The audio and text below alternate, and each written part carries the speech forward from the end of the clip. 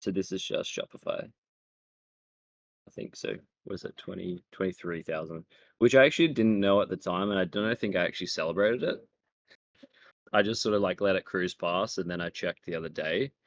Um, I was like, oh, okay, shit. So with that and Etsy combined, it was a 28K month, revenue wise. Welcome to another video. I hope you are having an amazing and productive day so far. In this video right now, I am going to show you a special conversation that I was able to have with a member inside of DDM, Aaron. Aaron joined my digital dropshipping program towards the beginning of this year with the foundation already laid. My job was simply to give him the answers to the questions that he had so that he could sell more of his digital products and make more profit. And before we start the call, I just wanted to let you know that in a week from me posting this video, we're doing a massive price raise for DDM. So if you want a last minute special offer, just message me the word freedom on Instagram and I'll send you all the details. Now, let's hop onto my computer. So Aaron, how long have you actually been selling digital products?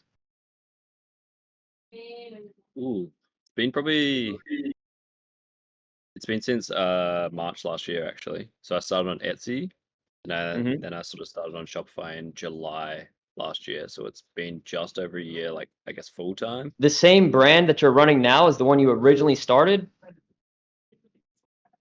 Yeah, yeah. The fitness store is my products, is my brand. Dang, so you didn't go through a phase of like, I'm gonna try this niche or this type of product. You just found something and ran with it? Yeah, I think it's interesting because I don't know, I sort of started on like a whim, as guess most people do, just like Hail Mary approach, find something that you're passionate in or that you have some knowledge in, and then just see see if it works. And the funny thing is, I think I had some like initial confidence in my products because one of my mates was actually or is actually a PT, personal trainer, and he wanted to buy some of my products or like some of videos that I had at the time. I didn't actually have any products. And that sort of gave me some initial confidence that, okay, if he's willing to give me some money for my products, then I'm sure a lot of other coaches are. So, hmm yeah. That's cool. So to give some context as well for other people, your brand that you sell your digital products on, it's a personal brand or it's a faceless brand? Um, it's pretty much faceless. Like I've got some like ads with me in it, but you can't really see who I am as hmm such. Like I prefer to keep it fairly faceless. And to be honest, I don't really know the reason why. I think it was just easier at the time just to keep myself yeah, off of the screen and just like I guess in terms of scalability, probably um make it easier that way. Like if I wanted to scale or like for instance a company to, create ads for me, I wouldn't actually need to be there for them to do that. So Yeah, yeah. I'm with you there. Hassan said, give us some motivation. I know you started selling on Etsy. You still sell on Etsy. But I asked you before if you would be open to showing some like Shopify stats on the phone, just like analytics, just to show people like there's other people doing this. All right. Who's that? Asan. Okay. All right, Asan. I got you. I think last month was actually my highest month, so we can go off that. But I know like the last probably week or so, it's been a little bit down. Um, the last month hit my highest in terms of like Shopify. So this is just Shopify. I think so. Was it 23,000? Which I actually didn't know at the time, and I don't think I actually celebrated it. I just sort of like let it cruise past, and then I checked the other day. Um, I was like, oh, okay, shit. So with that and Etsy combined, it was a 28K month, revenue wise. Revenue wise, and that's just from ads alone. So I don't do, as Tanner, I don't do I don't do organic, which is Yep. probably like where I shoot myself in the foot a fair bit. I think something that could be interesting for people to hear is like this is that's a faceless brand, but we haven't really talked about like the technical side of like what type of digital product it is because I think that's something a lot of people are maybe kind of get confused on of like should I do an ebook or a template or this or that. Mm. Um, but for you, I think it's interesting because you're doing lower ticket products. No, so I'm actually well, it's actually higher ticket products. So I was just thinking about this before. There's like this sort of space where people go to buy PLR products Hmm. and like brand on their own. I technically am taking over the PLR side of the fitness side of things. So people come to me when they want to buy a template, and then they want to like rebrand and stuff. So I sell them for roughly like 65 Australian, which I think is like probably 30, 35 USD. Yeah, so it's Um, pretty low overall, but so it's like a volume game um, for you. yeah, yeah. I guess if yeah, you consider that low. I think yeah, I've never really thought too much about the price, that being low, but I probably could charge a lot more for it for sure. Have you ever done any bundles or anything like that? Well, funny enough, like I just probably over the last month created like bundles and started using fast bundles as like a Shopify plugin, and it's been going off. Like just like combining it and making it a little bit cheaper. My average order value, uh, I mean, I think off the top of my head was we feel like the last 2 months was around like 80, low 80s, and then now it's like $100 a month. So, sorry, it was for last month. It was 99.70 or something like that. So That's just from good. using bundles. Yeah. And I'm just curious on since you're doing primarily paid ads, I'm curious just to hear from your perspective since we haven't talked in a little while, is which platform are you primarily spending on, and what type of ad is actually working the best for you? So primarily spend is going to like I think it's quite um combined with Instagram and Facebook. I think Instagram tends to win a little bit more with the spend factor there. Um, so and I also run some Google ads as well. But yeah, mostly through Facebook and Instagram. And then what was the other question? What's my best sort of ad at the moment? Yeah. Okay, so that's an interesting question because I have actually just been working with an agency to help me sort of like, uh, well, while I'm traveling, I have been a little bit lazy. So the agency has sort of taken over and been running my ads for me. And even before they came in, obviously the business was at a great, spot. We're doing like 20K, I think was our sort of highest. So all in all, I think it has been like sort of video ads.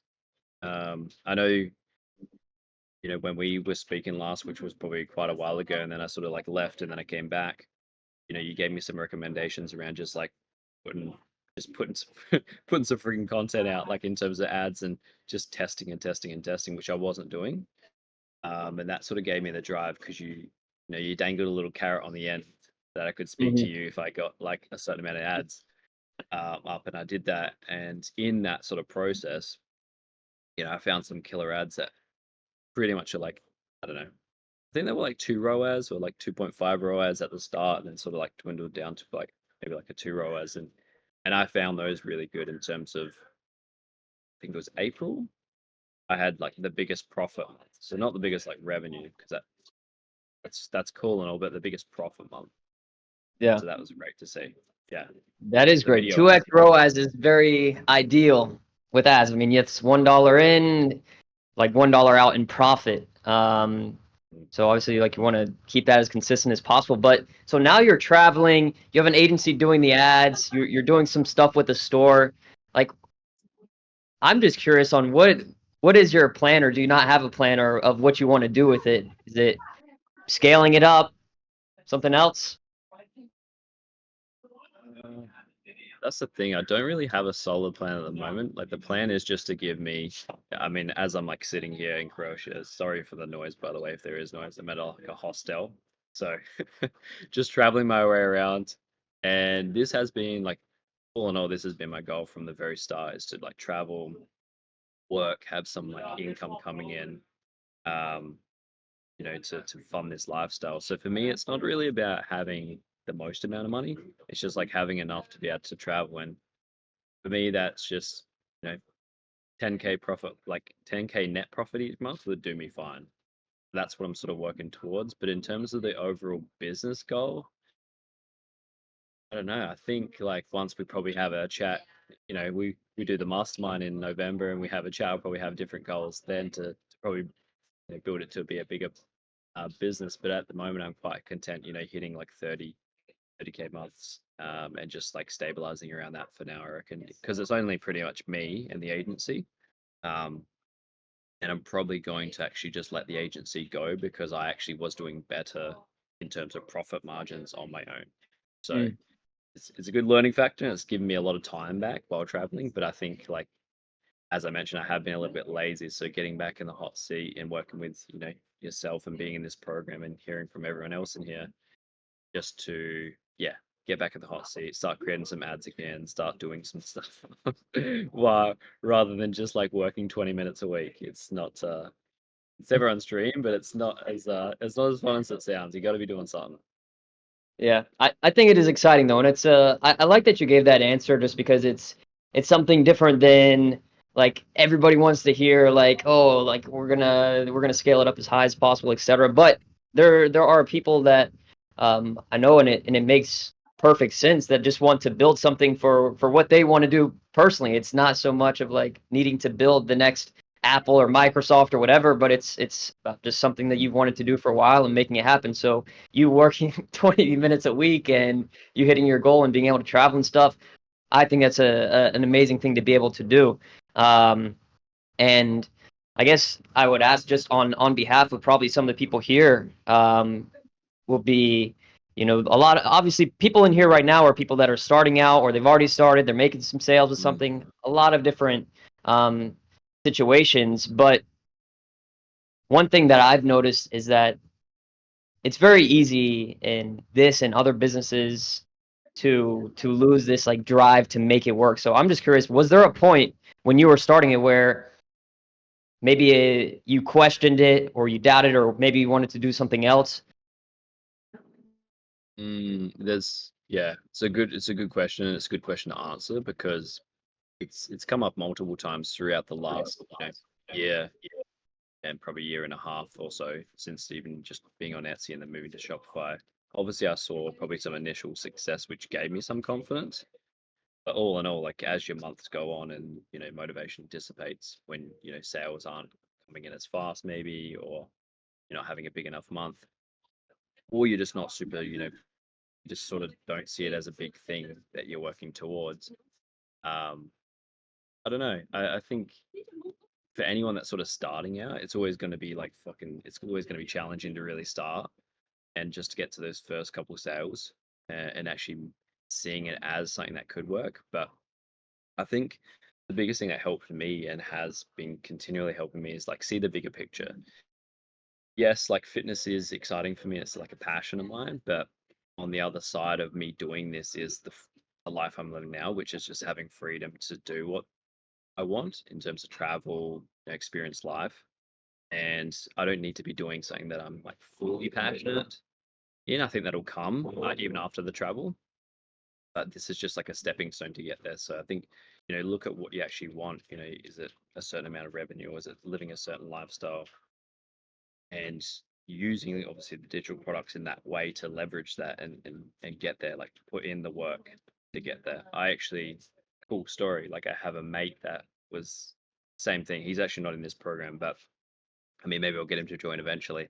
And he sort of just saw what I was doing, and he just like had some ideas around product creation, and he started on Etsy, and he just like he's hitting like $600 revenue a week just by like just starting. And it's like even that's further than when I was. But for him it was like he was in the shit in terms of he had no income coming in. He needed to make it work. So he had a big reason why. But I think with anything it just takes a little bit of time, a little bit of like patience, and just like obviously belief in yourself to make, you know, that bigger picture, that bigger dream happen. That might sound a bit cliche, but to see what you're working towards, see that North Star. Yeah. And then you will get your first couple of sales. It'll Yeah. come. It'll come. It just takes time. And now I'm wondering, for the products that you do sell, are these products that you made yourself personally, or another route? Yeah, so I made all of them myself. So I did a lot of the heavy lifting up front. Um, I probably could have just sourced them. I don't know. I have a very creative side, a very like I love creating shit, and Hmm. that was just like a way to fulfill that need. And so yeah, I just created all my products. I probably got like maybe like 15 currently. So yeah, it sort of just ranges within terms of like bestsellers, but I do have like a main product that does generate the most revenue, and then we sort of just like stream off of that sort of thing. Yeah. Yeah. What made you even decide to join DDM in the first place? Uh oh, I think I just saw your stuff on YouTube. I reckon I was just seeing your content. I was like, this dude probably knows what he's doing. But the initial like, do I trust what he's doing? Is like you can never really trust someone unless you actually like try it and experience it to know. So I think just one day I had probably watched 5 or 10 of your YouTube videos. And then I decided to pull the trigger because you sounded like you knew what you're doing, and obviously you do because you're in this position. Um, and I just wanted to be around people that knew where they're going and what they're doing. And obviously, if they knew something or a couple things more than I did, then it's important for me to be around those people and yeah, leverage that sort of knowledge. So yeah, Yeah. man, glad I I think could. that's cool. And I am really, really excited and happy that you pulled the trigger on the mastermind in November. I'm really, really excited for that. Um, that's going to be a great time. And I mean, one question that I want to ask, and then I'll let if anybody else here has some questions they want to put in the chat now, we can get to those if you have time. But one thing that I would ask would be for anybody who is seeing this right now, who is maybe in a position where like they're kind of on the edge of like going all in and not going in, or even debating like taking that first step to begin with, and is just kind of procrastinating on it or weighing the options. What would you tell that person?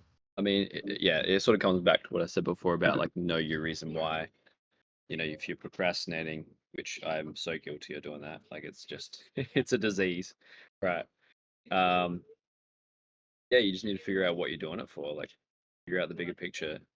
It's always going to be tough to start with, um, especially when you don't see the confidence. Like, I think, I mean, even with training, right? Like, you start a couple workouts, you don't see results straight away, but like you start, a month in, 2 months in, you start seeing like gradual progress. And I think this is very much the same, and it's the same with a lot of things.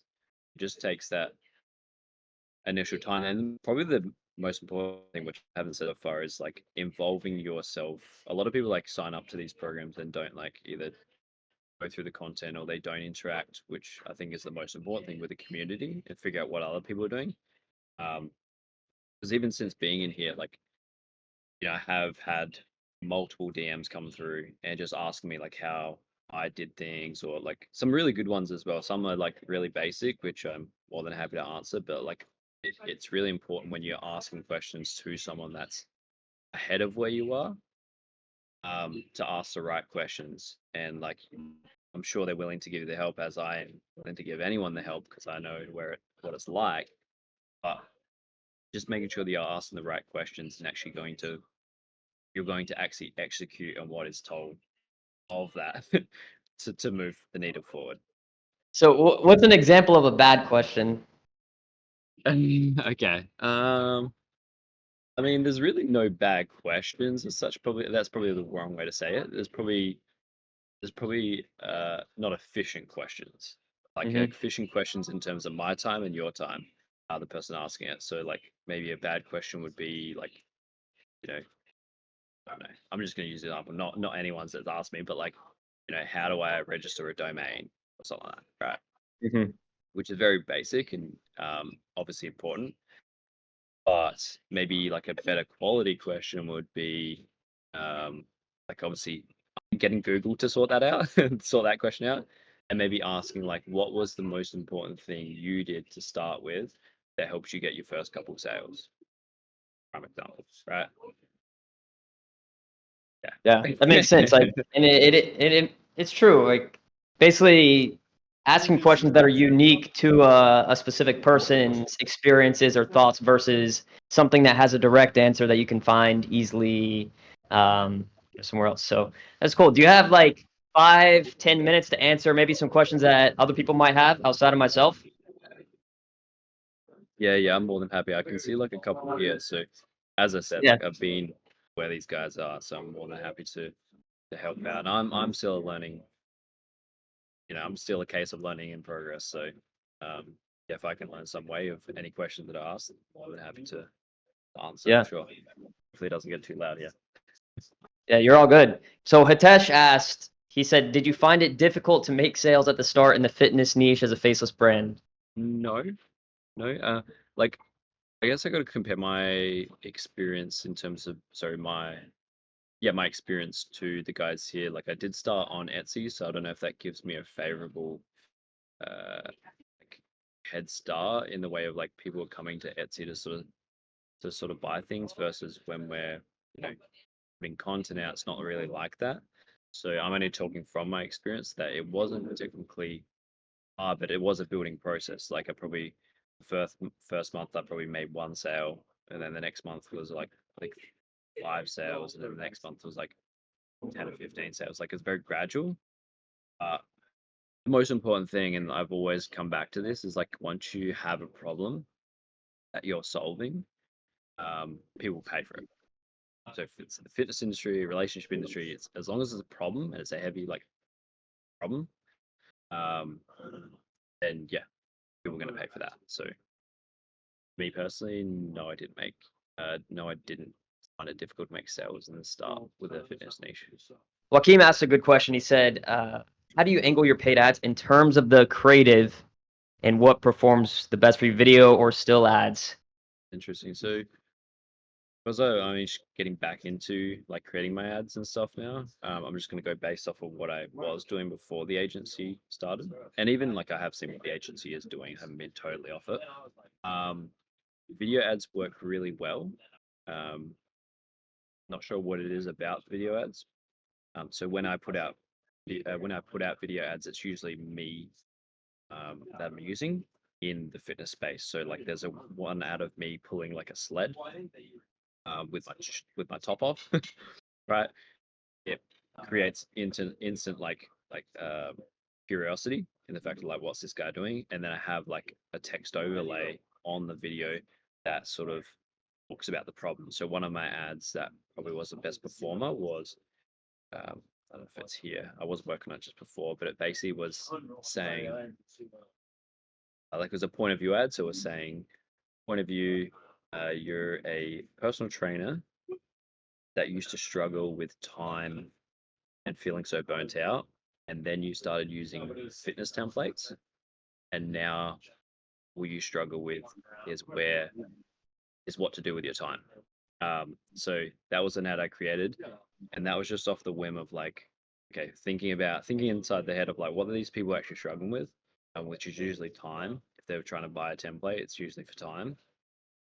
So yeah, I just how I create my creative process is very loose. Like I basically just will create things on the fly, like maybe like 6 ads, 9 ads. Like I'll create 3 versions of each ad, and then I'll just launch it and see if it works. If it does, then I'll build off of that. So like when you told me to create ads, like I've created like I don't know 50 different ads, and it wasn't quite 50 actually. Sorry, that was a bit of an exaggeration. Like 20 different ads, and there was one that just really stuck, and then I built off of that. I hope you got some value out of this call with Aaron and can apply this to your own digital dropshipping stores. If you have any questions or want to join DDM, just message me on Instagram at Digital Dropshippers. And if you enjoyed this video, make sure to leave a big like, comment, and subscribe. Peace!